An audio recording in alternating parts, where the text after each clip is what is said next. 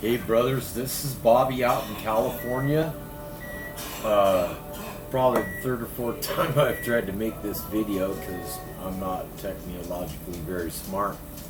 Anyway, the nonprofitship filing is 7 parts, but in that 7 parts, if you go with an LLC, which is limited liability claim, that company is probably gonna start out at about $50,000 to $75,000 per year, maybe for a 3-year period of time, because that's the setup frame in a business model. Nonprofitship is a situation where they know you're going to grow because you're already called incorporated, and you're going to be asking for more along the lines of $500,000, not 75 or 50. The name of the corporation, regardless of state, is Sons of Odin USA.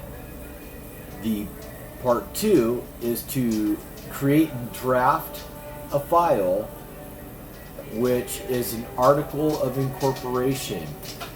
That's a way of saying take the bylaws that you've made for your corporation and turn them into your business plan and show that as a separate file other than just your business plan. Part 3, appoint a board of directors. That's 2 people, minimum. Your board of directors can have the thane of your state or anyone and another guy, because the banker cannot be the person that is the owner and the president of the company. The person that does the finances and files all paperwork with banks has to be that separate guy. So yes, 2 people can do it, but it's next to impossible without a third person to sign off for a responsibility, if nothing else, just for fiduciary contracts, which is just money. Number 4 is drafting the bylaws and a conflict of interest policy. That should be fairly easy to do if you look at a conflict of interest policy from any large major corporation. You have a meeting somewhere along the line between part 1 and part 4. You have a meeting with your board of directors and owner, and you take a board action and you write that action down, because part 5 of that business filing is to take the initial action of that board. And in that action, one of the things that will happen is that the board will vote unanimously to file nonprofitship in that state. When they've done that, you'll make a corporate seal. That corporate seal looks like this right here. And if you notice, it says Sons of Odin across the top here. There's whatever the seal is, and then it says California Inc. It always says Inc. If it don't say this on the bottom of your draft when you write your seal, they will sell you a seal that doesn't have ink on it, and ink means incorporated. So it's important for that part to be on that seal. What time? How much time do I got right there?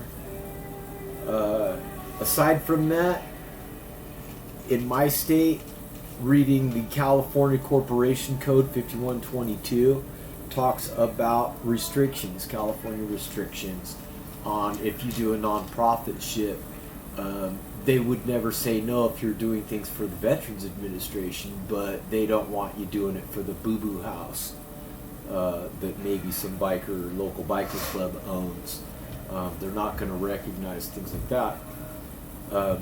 With that said, the difference between LLC and nonprofitship really is big, and small companies can file for that. However, you really are limited. It is what it says.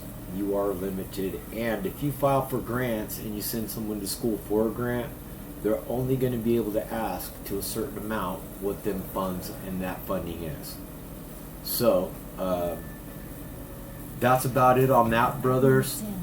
And if you have any questions, let me know, and we'll have to cover whatever's coming next.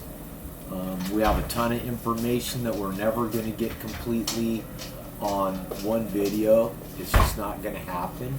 So